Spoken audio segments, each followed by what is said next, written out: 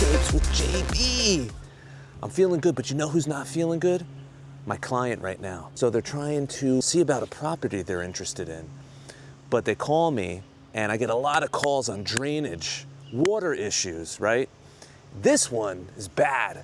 So they're looking at this property. House is great, property's really beautiful.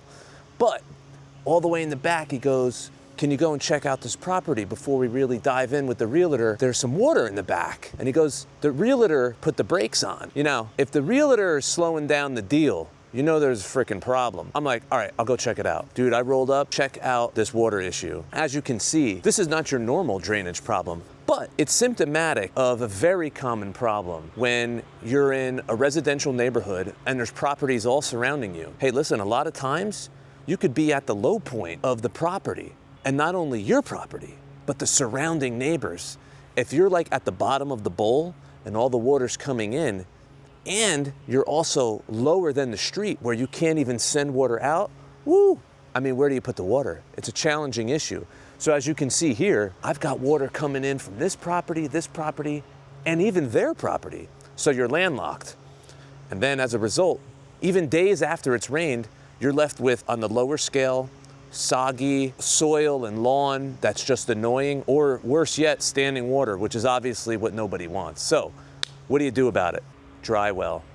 Now, what's a dry well? The dry well is within your own property. In layman's terms, you're going to dig a massive hole, take all that soil, redistribute it into the lower areas somewhere else on the property, or cart it off the property.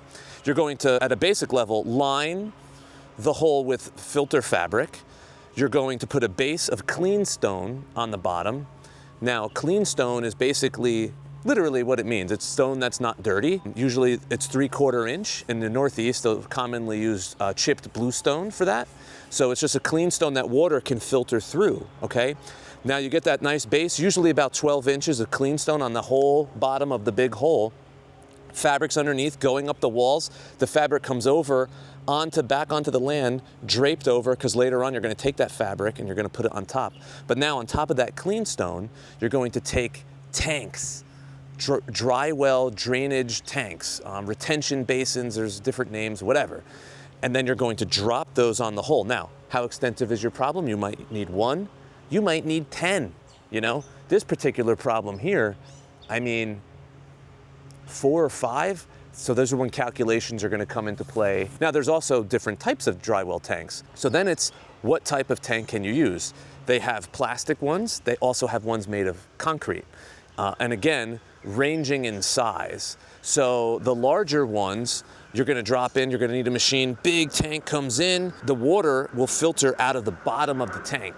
And then it will go down to the clean stone. So basically, you're gonna pipe into the tank's gonna fill up, so instead of sitting on top of the property on the ground, the water will funnel through the pipe from the problem area, go into your tank underground where it's not bothering anyone, and then it'll sit in the tank. And then slowly on the bottom of these tanks, the water's going to slowly over time leak out into that bottom bed of clean stone and then way down deep into the soil once it goes through the clean stone.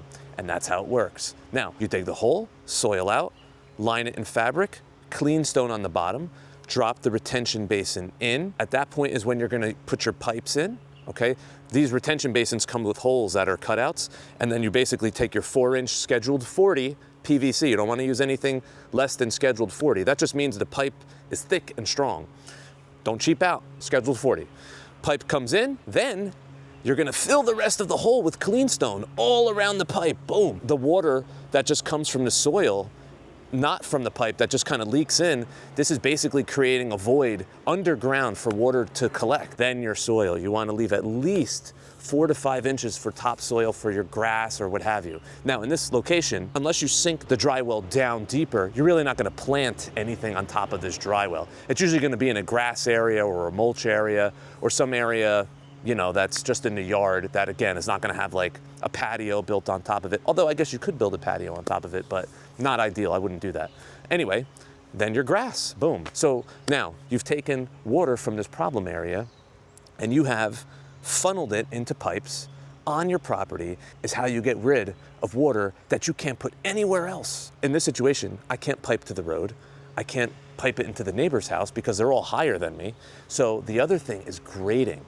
If you have these low spots, in conjunction, usually going hand in hand with a dry well, is going to be some sort of grading project. So, and what I mean by that is if you have low points, where this area is, I mean, this is really low. Basically, you can come in and just raise the area up. Now, is that creating a little bit of an issue for the neighbor because you're redistributing water out? I mean, probably, you know. It's a fine line, it's a tricky business of grading and neighbors and drainage pipes and everything else. I can tell you right now, in this situation, one of these neighbors, I'm not going to point in any particular direction, is a lot of water is coming from their landscape, just deliberately right through the fence to this property. And hey, you know what? It's unfortunate. There really is no rules against it. One more thing. In this particular property, take a look at these trees all over this property. Now, what do the trees do? The trees create shade. There's no sun. In this area here, this is literally woods in the back of this beautiful property. There's really no sun. So one thing that can help is where you can and are allowed to clear out some of the trees. In this particular situation as well, he'd like to have more lawn. I'm not saying take all the trees out, but this is like a woodlands in here. It's only about 3/4 of an acre. It's a good sized property, but it's not 20 acres. It's not like I'm clearing a forest.